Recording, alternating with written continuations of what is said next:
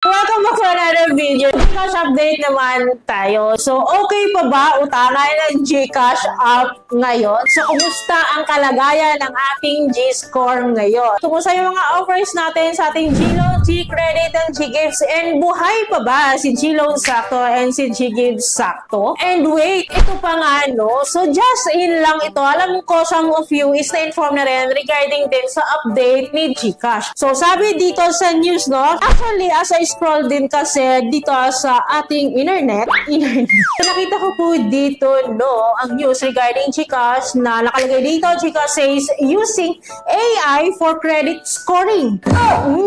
Pabor ba kayo sa ganito? Nagagamit na daw si Gcash ng AI for credit scoring. So, unang pumapasok agad sa isip ko, so ano na ang ating G-score? So, tama nga ba yung sinasabi nila na hindi na talaga reliable ang G-score para ma-offeran tayo ng mga Gcash loan products or mga pautang pa-loans po ni Gcash? Kasi honestly po talaga, the G-score of Gcash is not really giving at it's not really reliable na po talaga. Kahit pa ang G-score mo ay 700 plus, which is mataas na talaga yon, but hindi na talaga siya nagka-commensurate talaga sa Gcash loan products offer natin. Like yung G-score mo is 700 plus, let us say 800, lumabot ka ng 800. Pero wala ka pa rin offer sa ating G-Credit. Pero ang offer mo sa G-Loan is 2,000 lang. Pero yung G-Gifts mo hindi pa na-unlock. So how come yun? So masasabi mo pa ba talaga na nakadepende pa rin si Fuse Lending sa G-score natin? Anyways, no, si G-Loan at si G-Gifts is powered pa rin po ni Fuse Lending up to now, while si G-Credit is powered by CIMB Bank. So magkaiba po yung hawak nila. But meron po kasi talaga tayong tinatawag na G-score, which is sabi daw doon, yun daw yung basis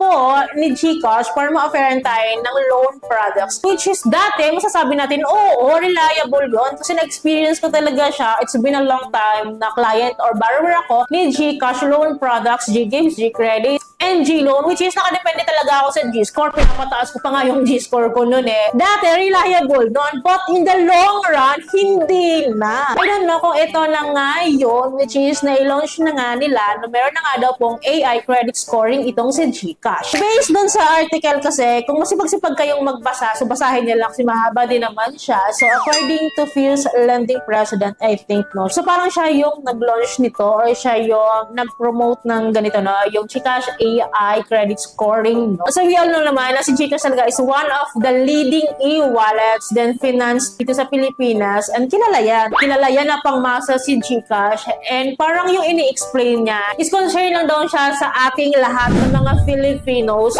which is nga po hindi naman talaga tayong lahat no naaaprubahan sa other loan platforms. Ibang loan platforms kasi like sa mga other lending institution, lending corporation, bank loans, no, is hindi naman talaga lahat qualified. Kasi meron silang mga hinihinging mga documents, requirements na pinapasabit na wala naman tayo. Since lahat tayo, halos lahat ng Filipinos is merong Gcash app or may Gcash account, which is hindi na kailangan ng mga kahit anong documents na pwede tayo magkaroon ng opportunity na mangutang dito, no? Like ito nga ang ino-offer nila na G-Credit, G-Gifts, G-Loan, G-Loan Sakto, G-Gifts Sakto. So in-offeran tayo ni Gcash dito in our convenient way daw na hindi na daw sila nang hihingi ng mga kahit anong documents pa para makapangutang tayo dito na hindi na natin kailangan mangutang pa sa ibang tao or sa ibang other institution, lending institutions po. Sagutan daw tayo ni Gcash. So, ang tanong dito, na-justify ba talaga yun? Giving ba talaga yung kanilang pa-offer na ganun? Since ito ha, gumagamit na sila ng AI. So lahat po yan, system generated na po. So, lahat po yan through AI na. Pero after now, no, hindi ko pa naman siya gaanong ramdam. So I don't know lang sooner kung mararamdaman na natin yung pagka-AI niya nga daw. Nakaroon na lang po ako ng update regarding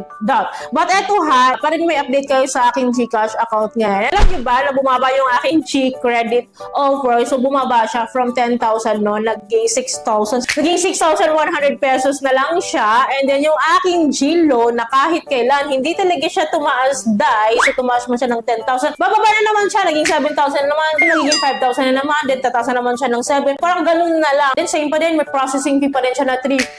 Hindi na we-wave yun. So yun talaga yung isa sa kina-complain ko sa G-Loan. May processing fee siya. Bukod pa yun sa interest rate niya. So sana mawala ni Gcash yun. Kasi kung gusto nilang makatulong makatulong talaga. Kung gusto talaga nila makatulong sa mga GCash users pa, no, at least sana matanggal yun kasi malaking bagay yun. Sa Gcredit naman, no, gamit na gamit ko pa rin naman si Gcredit up to now. At least may offer pa rin tayo kahit medyo bumaba siya. Pero kasi itong si Gcredit, napakabagal ng usad po ng increase niya. Hanggang 10,000 lang tayo dito. And then bumaba pa siya ngayon. Sa first time kong bumaba ang aking Gcredit offer. So buong buhay ko nangungutang dito sa Gcredit. Lagi naman ako nangungutang pero bumababa pa rin yung aking Gcredit offer. So yun yung sinasabi ko na hindi na talaga siya reliable. So sa Ggives ko naman, no, matatapos na rin naman ako finally. Matatapos na rin ako next month. And I don't know what really happened. Pero alam niyo may bagong feature si Ggives eh. Pero hindi lahat ata may offer na gano'n na pwede natin ipa-increase yung loan offer natin sa Ggives. But hindi pa siya talaga successful na lahat na o-offeran. But anyways, i-update ko naman kayo once po na ma-increasean tayo dito. Yun nga pala regarding G-Loan, aware ba kayo na kapag meron kayo existing loan po sa G-Loan is meron silang offer po,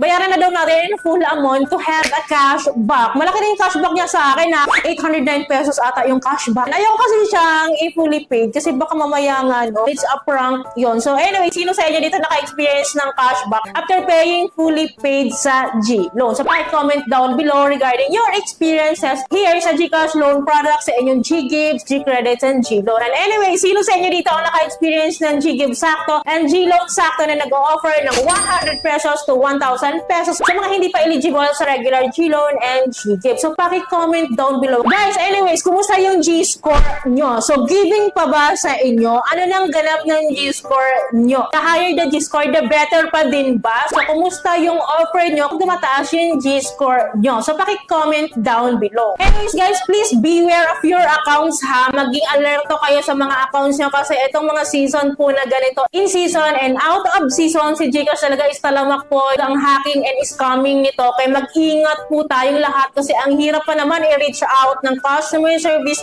ni Gcash. Alam niyo yan kung gaano siya kahirap i-reach out. Kaya ingatan niyo yung account nyo. Maging alerto once naka-receive kayo ng OTP na hindi niyo naman hindi niyo naman activity. So maging alerto kayo palagi. Kasi just like me nga po no, na na-encounter ko sa aking bilis, alam naman natin na legit po na loan app si bilis, which is ako ha, nalimas yung loan offer ko na up to now hindi pa rin siya nare-resolve, na wala pa rin akong balita sa investigation. So yun lamang po no. Anyways, mag-update naman ako time to time regarding Gcash loan products specifically no, lalo na dito sa bagong update niya, i-update ko kayo time to time. Kaya dapat po nakasubscribe kayo and click yung bell button para lahat po ng videos ko is updated and notified po kayo. Yun lamang po. I hope po may natutunan kayo sa video. I hope nakatulong tong update na itong video sa inyo. Kung nagustuhan niyo yung video, please don't forget to like and share. And thank you for watching this video. Bye!